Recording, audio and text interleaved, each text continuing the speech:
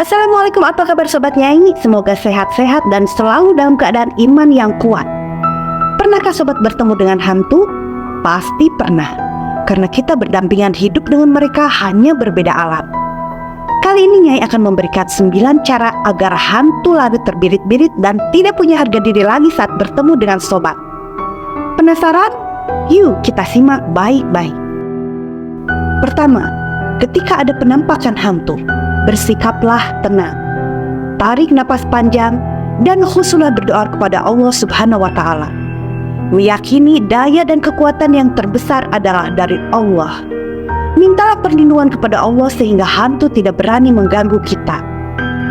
Yang kedua, kalau ada makhluk halus yang lagi usil menampakkan diri di hadapan Sobat, berpura-puralah Sobat tidak melihatnya atau berpalinglah.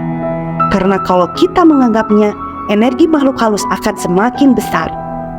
Makhluk halus akan kecewa dengan sendirinya karena tidak Sobat respon. Dia pun akan menghilang, mencari manusia-manusia lain untuk ditakut-takuti. Yang ketiga, memahami apa itu hantu. Hantu adalah makhluk gaib dari bangsa jin kafir. Kalau jin muslim, mereka tidak akan mau menghantui kita. Hantu itu lemah bila mana berhadapan dengan orang-orang beriman. Tanamkan yang kuat dalam diri kita kalau hantu itu lemah dan lembek seperti tape. Kalaupun kita sampai takut bahkan lari, itu berarti kita dalam keadaan lemah iman. Seperti halnya Umar bin Khattab, ketika akan berpapasan dengan setan, setanlah yang akan berbalik arah mencari jalan lain untuk menghindari bertemu dan berhadapan muka dengan Umar bin Khattab. Hal ini disebabkan karena Umar betul-betul memegang ajaran agamanya dengan benar serta menancapkan keimanannya dengan tangguh. Hal ini menyebabkan setan ketakutan dan lari. 4. Lazimnya hantu itu hidup di alam gaib. Kalau mereka muncul ke alam nyata, itu menguras tenaga untuk memunculkan penampakannya pada kita. Dan pasti mereka dalam keadaan lemah alias kehabisan energi. Ilustrasinya seperti ikan. Ikan itu hebat bergerak ke dalam air, tapi ketika di daratan akan menjadi lemah.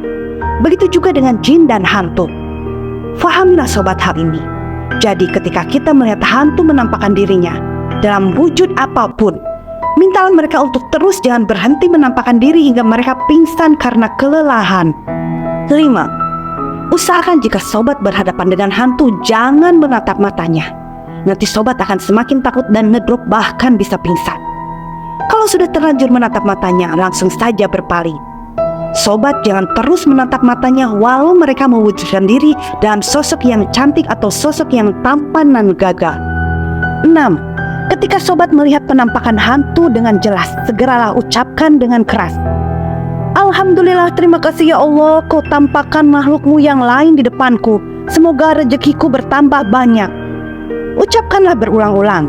Hal ini akan membuat mereka ilfil dan akan melengos pergi. 7. Hal lain yang dapat Sobat lakukan adalah pura-pura bernyanyi dengan keras untuk memecah kesunyian. Jadi yang terdengar di telinga Sobat adalah suara Sobat sendiri, sehingga sedikit demi sedikit rasa takut akan hilang.